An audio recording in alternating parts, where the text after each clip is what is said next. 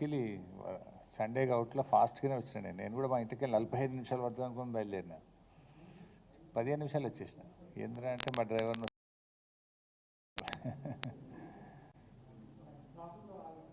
Traffic లాగిందా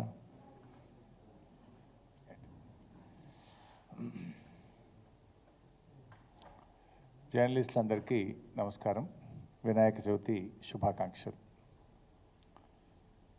ఈరోజు ఈ press conference నిజంగా కొంత బాధతోని కొంత దుఃఖంతో పెడుతున్నటువంటి ప్రెస్ కాన్ఫరెన్స్ అన్నదాతల పట్ల ఆవేదనతో రైతు రుణమాఫీ విషయంలో ఈ ప్రభుత్వం చేస్తున్నటువంటి వంచన ఈ ప్రభుత్వం యొక్క దుర్మార్గ పద్ధతులపైన ఆవేదనతో మాట్లాడడం జరుగుతూ ఉంది.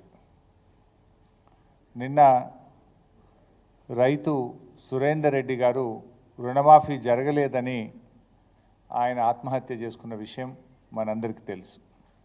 ఆ ఆత్మహత్య కూడా ఎక్కడ చేసుకున్నారు? ఆయన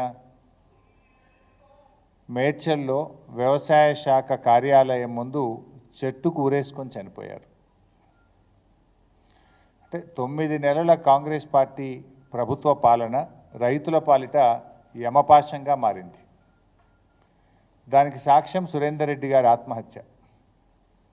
సురేందర్ రెడ్డి గారు తన ఆత్మహత్య ప్రెస్ నోట్లో చాలా స్పష్టంగా ఆయన రాయడం జరిగింది. ఆయన సూసైడ్ నోట్ ఒకసారి చూసినట్టయితే బ్యాంకు పాస్బుక్ మీదనే ఆయన సూసైడ్ నోట్ కూడా రాశారు. ఇందులో చాలా స్పష్టంగా రాశారు ఈ సూసైడ్ నోట్లో, నా చావుకి కారణం క్రాప్ లోన్ కాకపోవడము, నా చావుకు కారణం క్రాప్ లోన్ చిచ్చు అనే పదం కూడా రాశాడు. అంటే ఆయన తల్లిగారికి ఆయనకు ఇద్దరూ ఒకే రేషన్ కార్డులో ఉండడం వల్ల రుణమాఫీ కావడం లేదు అని ఆవేదనతో రాశారు. ఇందులో కూడా రాశారు నా చావుకు కారణం మా అమ్మ అని కూడా రాశాడు. ఎందుకంటే అమ్మగారి క్రాప్ లోను ఆయనకు క్రాప్ లోన్, ఇద్దరికీ క్రాప్ లోన్ ఉంది. ఇద్దరికి కలిపి ఒకే రేషన్ కార్డు ఉండడం వల్ల బ్యాంక్ మేనేజర్ దగ్గరికి వెళ్తే మీది జాయింట్ ఫ్యామిలీ, రేషన్ కార్డులో మీ అమ్మ నువ్వు కలిసి ఉన్నావు కనుక ఒకరికే రుణమాఫీ అవుతుంది అన్నారట. వారి తల్లిగారి పేరు సుశీల. సో సుశీల గారి పేరు మీద 2 ఎకరాల పాస్బుక్ ఉన్నది. వాళ్ళ అమ్మగారికి 1,15,662 రూపాయల లోన్ ఉంది. అదేవిధంగా సురేందర్ రెడ్డి గారికి 4 ఎకరాల భూమి ఉంది. ఆయన పాస్బుక్ మీద 1,92,443 రూపాయల రుణం ఉంది.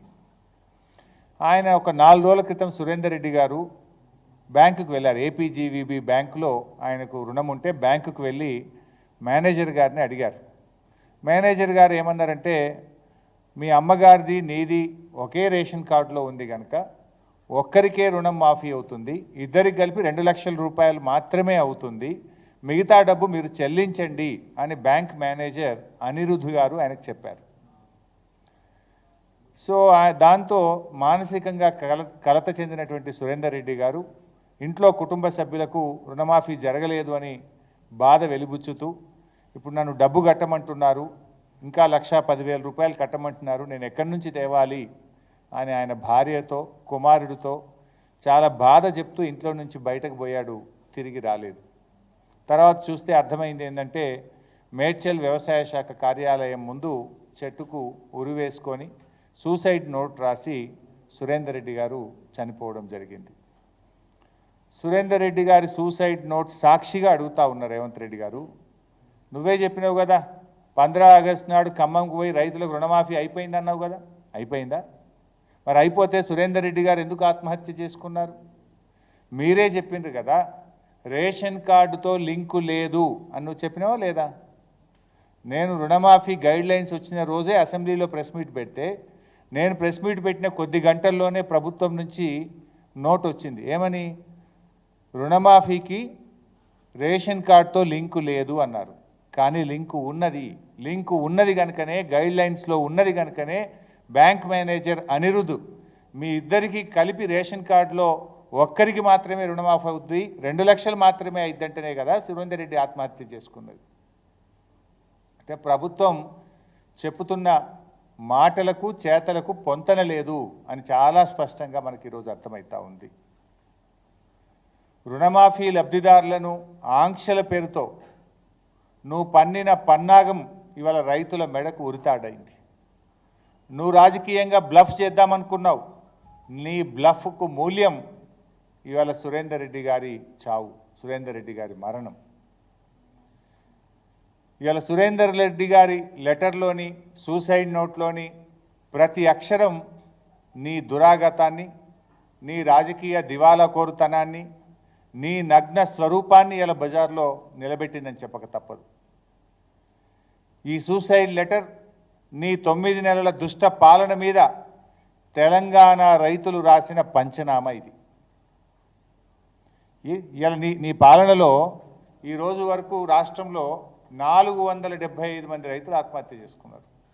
నువ్వు గతంలోనే అడిగినావు, లిస్ట్ ఉంటే పంపండి అన్నావు. గంట సేపట్టే నీకు లిస్టు పంపినా, కానీ ఏ ఒక్క రైతును కూడా మీరు ఆదుకోలేదు.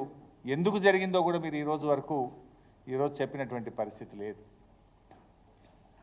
అంటే నీ పాలన ఎట్లుందంటే ఎన్నికల ముందు ఒక మాట, కుర్చీ ఎక్కినాక ఇంకో మాట, బడ్జెట్లో ఒక మాట, పార్లమెంట్ ఎన్నికల ముందు ఒక మాట, పార్లమెంట్ ఎన్నికలు అయ్యాక ఇంకొక మాట, పూటకో మాట. నీది పొద్దుతిరుగుడు పువ్వు కంటే వేగంగా మారుతా ఉన్నావు.